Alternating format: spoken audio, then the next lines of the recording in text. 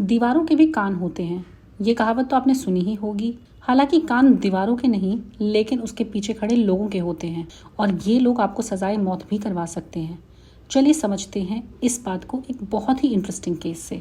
बात है यूपी के लखनऊ शहर की। साहू अपने बेटे बद्री और बहू सुंदरपत्ती के साथ लखनऊ में रहता था।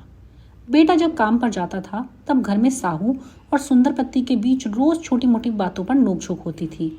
लेकिन 13 अगस्त 1963 के दिन सुंदरपत्ती अपने कमरे में बहुत बुरी तरह से इंजर्ड हालत में मिली और उसको हॉस्पिटल ले जाया गया, जहां पर कुछ दिन बाद 26 अगस्त को शाम 3 बजे उसकी डेथ हो गई।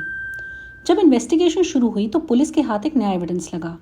कुछ लोगों ने कहा कि उन्होंने साहू को खुद से बड़बड़ाते सुना, जिसमें वो बोल रहा था, finished Sundarpatti, finished the daily quarrels. मतलब सुंदरपत्ती को भी खत्म कर दिया और रोज रोज के झगड़ों को भी खत्म कर दिया। इस स्टेटमेंट के बेसिस पर सेशंस कोर्ट ने साहू को मर्डर के चार्जेस में डेथ पेनल्टी सुनाई, जिसको इलाहाबाद हाई कोर्ट ने भी समर्थन दिया और इसकी अपील पहुंच गई सुप्रीम कोर्ट तक। अब सुप्रीम कोर्ट के सामने सवाल ये था कि क्या अपने आप से किया गया ऐसा स्टेटमेंट जो किसी ने सुन लिया, क्या उसको कन्फेशन के रूप में एडमिसिबल माना जा सकता है? यानी कि जब हम मर्मरिंग या मटरिंग करते हैं, क्या उसको हम कन्फेशन मान सकते हैं?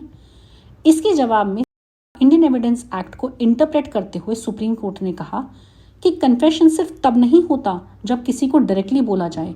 अगर एक्यूज्ड वॉलंटरीली अपने आप से भी कुछ ऐसा बोलता है जो गिल्ट एडमिट करता है और कोई विटनेस उसको सुन ले, तो उसको एक्स्ट्रा जुडिशियल कन्फेशन माना जा सकता है। ऐसा कन्फेशन एडमिसिबल होता है। अब इस जजमेंट का कंपैरिजन करते हैं उड़ीसा हाई कोर्ट के Pandru Khadia versus state of Orissa के जजमेंट से।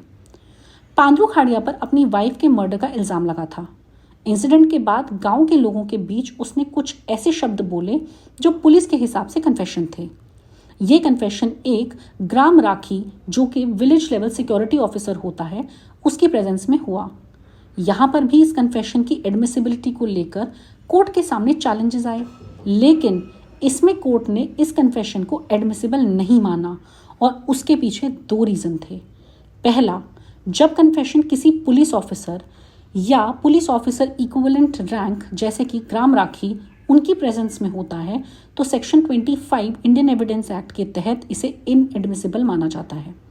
और दूसरा, कन्फेशन किसी को एड्रेस हुआ होना चाहिए, बिना उसके कोई कन्फेशन एडमिसिबल नहीं माना जाता।